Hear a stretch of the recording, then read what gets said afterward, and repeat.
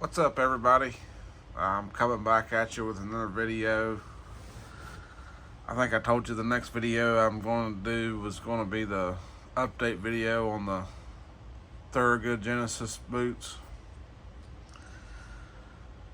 When I did the review of these boots, when I got them brand new, it seemed to generate quite a little bit of interest. I mean, that video got like 700 and some views or whatever.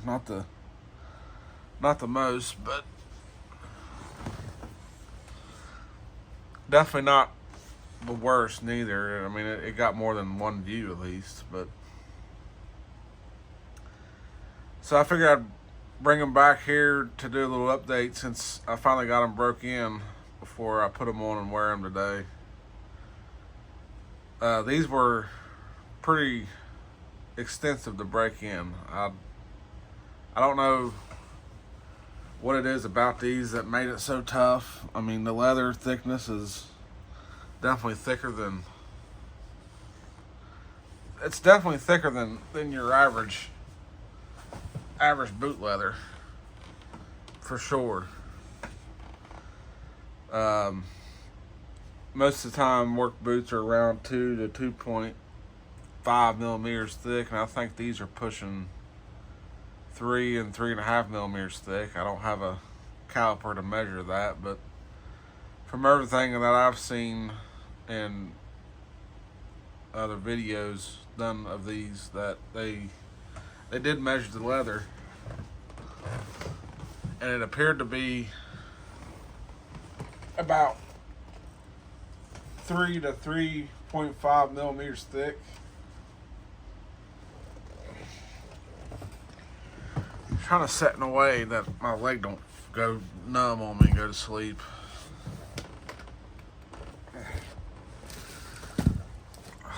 Trying to make this video, but yeah, so they are about 3 to 3. I mean, they're 3 millimeters at least, probably closer to 3.5, maybe, which is getting. It's not as thick as Pacific Northwest boot leather. I think that's pushing 6 or 7 millimeters thick, but for some reason these were almost as hard to break in as Pacific Northwest boots. I remember going through that with my whites whenever I did my whites and breaking those things in. It was a chore. And then these were not much easier for being a direct attach boot and much thinner leather, but I think it's the waterproof lining inside of it that adds to the thickness of what you're trying to break in. That's what made these a little bit tougher to break in. But as you can see, there is some slight scratches on them and a little bit of staining on them. They've been worn and worked in and stuff. I wear these pretty much any time that I know it's going to rain or it's going to be a little cooler. I'm wearing these today. It's not raining, I don't think. I don't think it's supposed to rain, but I think the hottest part of summertime is over with, so I can start getting some waterproof boots out and wearing them a bit more than the unlined boots, which would be better for the hot summertime days. But yeah, these boots right here, once they got broke in, they definitely got a lot more comfortable. The comfort level went up quite a bit when they got broke in finally. They were not very comfortable during the break-in process, but that's pretty common with boots that still need to be broke in. You know, they're not going to be their full potential comfort that you expect until they get broke in. For what it is, this is a very new concept. For Thorogood, making these direct attach boots. I know they tried to incorporate uh, some of the features from the Heritage line and then mix that with modern boot technology, which is the direct attach, the nitrile outsole and stuff like that. So it's kind of like supposed to be a best of both worlds. They went ahead and went with a wider toe box, as you can see, than like say some of their Heritage boots. They're a little bit narrower in the toe box, which it works for me. I got wide feet, but for some reason their mock toes are, that toe box still works. I don't know how, but anyway, these do have the wider toe box on them, and I think they done a little video on them when they made them. Thorogood did that, where they had the insole of these and the insole of a traditional width boot, and they laid the traditional width boot on top of the Thorogood insole. The Thorogood, the traditional boot insole on top of the Thorogood Genesis insole, and you can see the difference in width, especially around the pinky toe area, where it's common for people to have discomfort from the pinky toe rubbing on the side of their boots. And these boots alleviate some of that, so they are wide enough to alleviate some pinky toe rub. But this is a boot you're just going to have to bear with the break-in process. Don't get discouraged. You know, when I say these are hard to break in, or that they're like, you know, trying to break in a pair of Pacific Northwest boots. It's a labor of love, is the way I like to look at it. Yeah, you're going to have a break-in period, but once that's over with and you got it,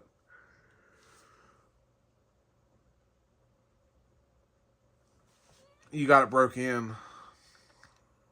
Sorry, for some reason I randomly yawned and I couldn't talk for a second, but once you get that break-in period done and the boot's comfort goes up, you're going to find yourself probably wearing these most every day.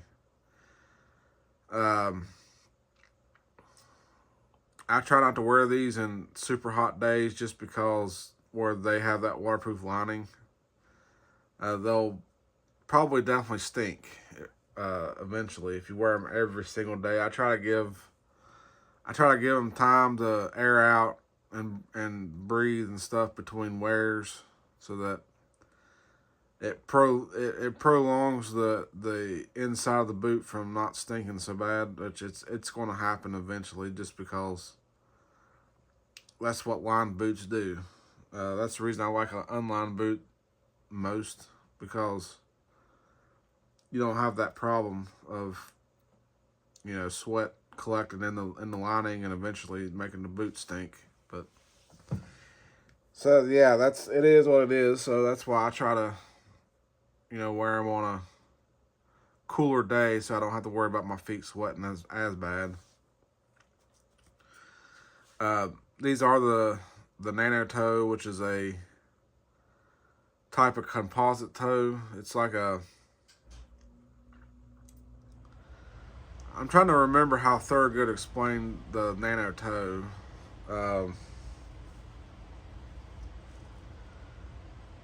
It's something to do with the thickness of. It's like the Nanotoe is thinner than a composite toe, but it's just as light as a composite toe and definitely lighter than steel toe, but somehow still maintains the safety standards. The ANSI 75 drop test, it still maintains all that. So it's like, it's some kind of a different material. It's not the same as what composite toes, because where they have to be thick. But not really thick, but they're, they're thicker than a steel toe. And these I think are supposed to be as thin as a steel toe cap, but still maintain the safety ANSI 75 rating, which makes them thinner than a composite toe. And then the Nanotoe also doesn't transfer temperature. So like, if it's cold outside, your toes ain't gonna be freezing in these like they do in steel toe, where steel transfers temperature. So yeah, these aren't gonna freeze your toes off in the wintertime. They probably would be too cold to wear in the wintertime still. But Thorogood makes these, and they're waterproof, and they are insulated for the wintertime. So you can get this, and I think it has 400 grams of Thinsulate insulation in them. So that would mean probably even longer of a break-in period, and probably harder to break in, because now you're adding a Thinsulate insulation layer to it. I have to check to see if they make these in an unlined version.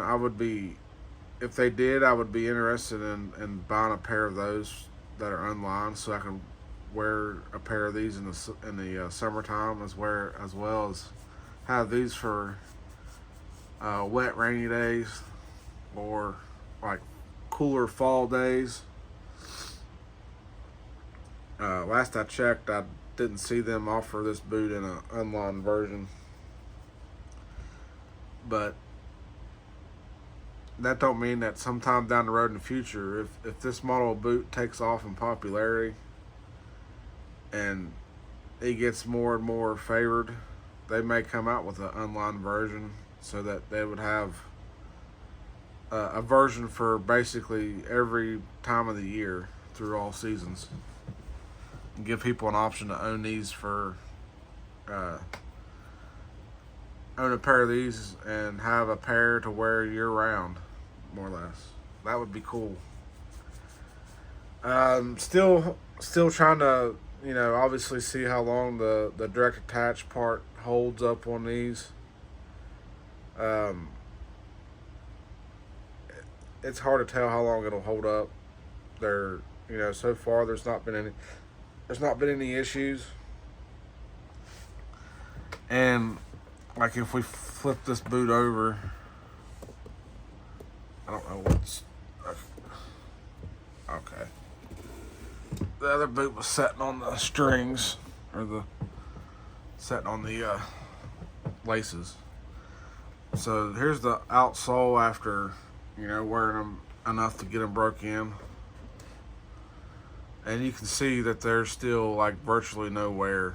The only thing this sole does is it does like to pick up rocks, like tiny little pebble rocks.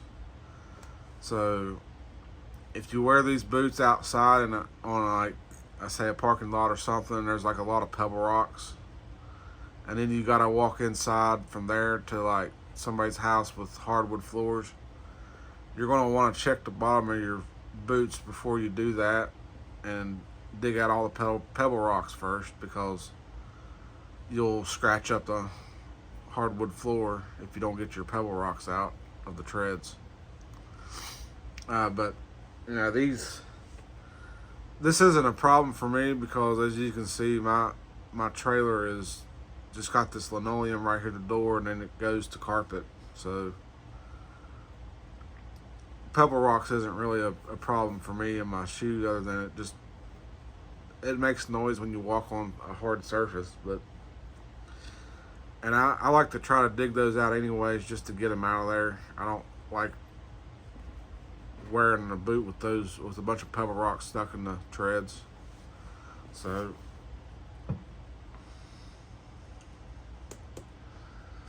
you just get you like a little screwdriver or something, and dig them out. Looking at this tread design that these boots had from day one, I could tell that was going to be a problem, because It has a fairly deep tread, but the way that the tread pattern is pebble rocks are going to get in between, and it's going to hold pebble rocks pretty good.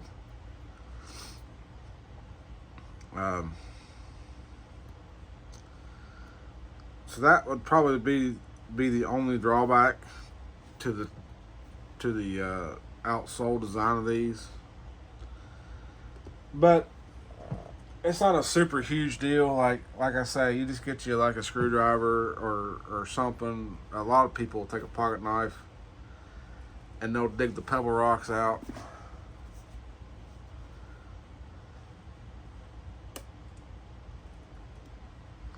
I seem to be getting a phone call while I'm filming. That's always nice.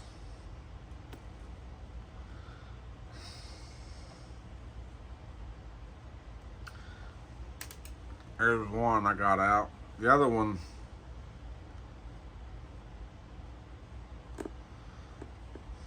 one's going to be a little bit harder to get out. Just because it's a fairly large rock and it's wedged in there pretty good. There's a screw. I found a screw. I'm going to use a screw to get it out with. There we go.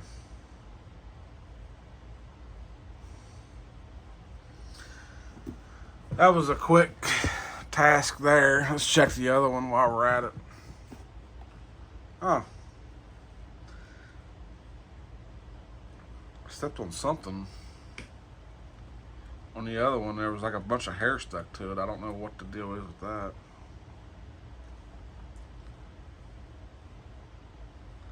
Something sticky. Probably something sticky, and then when I walked in here on the carpet, it just picked up hair. Cat hair, probably.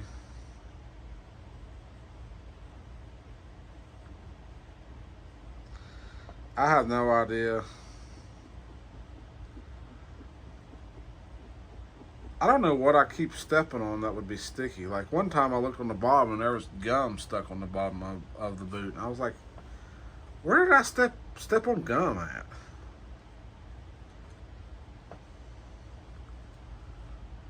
Like I didn't even think I stepped anywhere where there would have been gum at, but I don't know. You can't never tell with this stuff. You walk places, not paying any attention. That might be grease actually. Grease can have a sticky tackiness to it. So that might have actually been grease, and I think I know where it come from.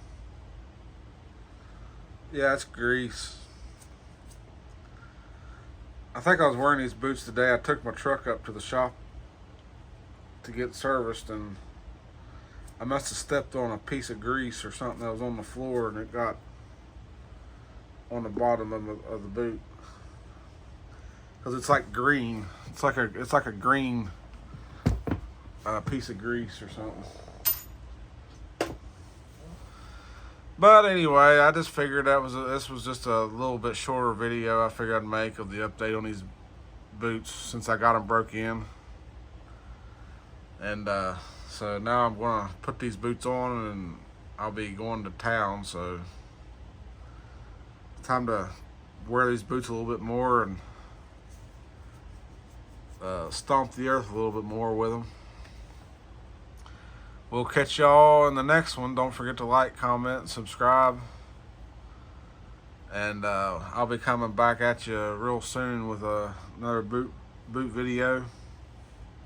Probably going to do an actual boot review of another pair of boots that I have instead of a review of or a update video. Try to get some different pairs of boots thrown in there. So yeah, don't forget to be sure you're subscribed to see that so you don't miss that or any of my other videos that I'll be doing. And we'll catch y'all in the next one. Later.